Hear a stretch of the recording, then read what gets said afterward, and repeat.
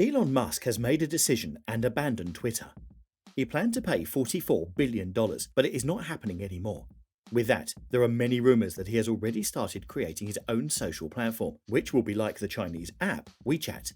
And the method that Elon used, and by which he understood that they were lying about account numbers, was to compare a total number of accounts to the most liked tweet. And as Elon explains, if we use this method with Twitter, Facebook, or Instagram, the real potential of specific social media platforms will make more sense. Moreover, according to a new report, Elon is preparing a new proposal to the Twitter board and wants to pay 75% of the previous price that was agreed upon. Musk is about to cause big changes in the world of social media platforms, so let's explain it. Since Twitter didn't provide any logical explanation about why the platform has less than 5% fake accounts, and since this, the deal is off. Now, Elon has a new proposal where the price of Twitter should be scaled in proportion to the number of bots on the network. With this method, instead of $44 billion, Elon might pay $22 billion for the platform, but of course, very likely, the Twitter board will refuse this offer. Late in April this year, Twitter's board of directors announced a deal to sell the social media network to Elon Musk. According to the terms of the agreement, he would pay $54.20 per share to all of the company's stockholders for a total of $44 billion. Twitter stock was trading at $51.60 on that day, April the 25th. Anyone who heard the announcement would have anticipated the share price to climb up to the amount Musk had agreed to pay. Instead, it fell and sputtered about in the $48 to $49 level for days. While this might have happened due to a variety of factors. The first thing is that the sale is a long way off, and the market was pricing in the likelihood of the deal failing.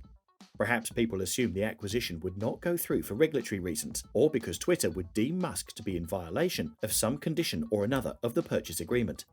Musk revealed that, in addition to his personal capital and investment from a consortium of banks, he had persuaded a swarm of investors to chip in as well. These were big names: Larry Ellison, the creator of Oracle, Sequoia Capital, the cryptocurrency business Binance, Qatar Holding, and Saudi billionaire Prince Al-Walid bin Talal Abdelaziz Al Saud. According to an SEC filing, these investors will pay a total of $7 billion for their interests. The statement triggered an immediate increase in the stock price, putting it above $50 for the first time since the news of the acquisition surfaced. It was as though the inclusion of these significant investors provided much-needed stability to a previously shaky proposition.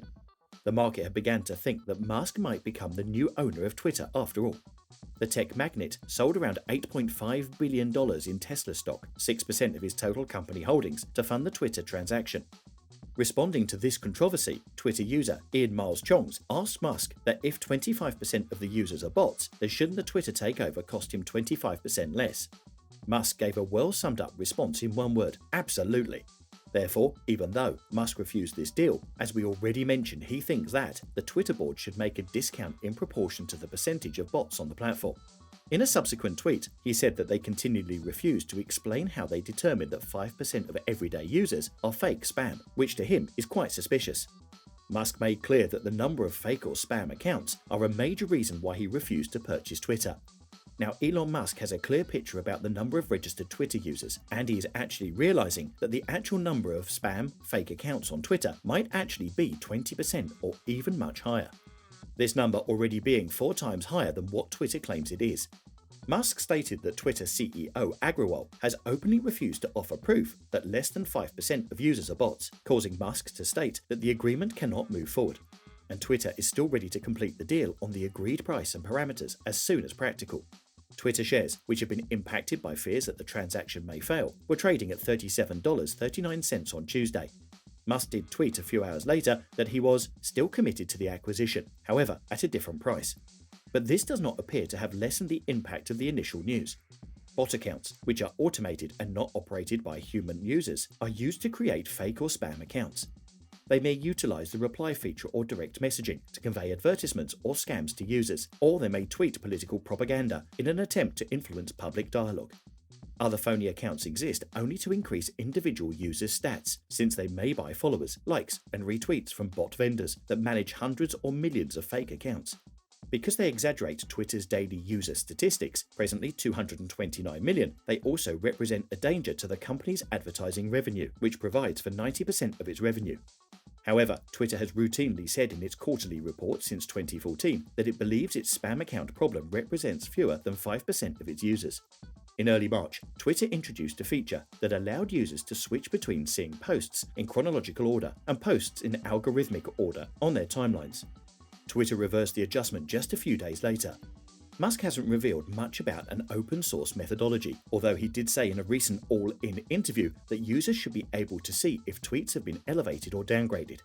He also stated that consumers should be allowed to inspect the algorithm and provide suggestions for changes. According to a former Twitter employee, the firm has previously discussed an algorithm marketplace that would allow users to customize the look of their feed.